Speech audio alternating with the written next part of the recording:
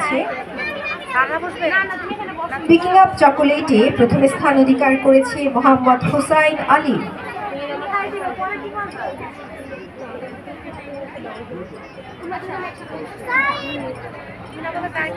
Chocolate রেসে প্রথম স্থান অধিকার করেছে ওমর ইবনে শেখ সাদি। পদক গ্রহণ করছে আদিত্য বর্মন।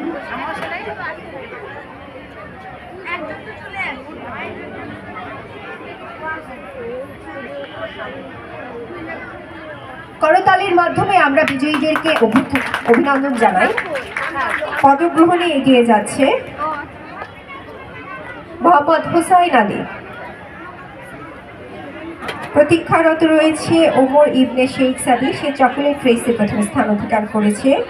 ঘোষণা করছি বা ইংলিশ ভার্সন কেজিএর 50 মিটার রেসের পুরস্কার বিজয়ী মোহাম্মদ আহনাফ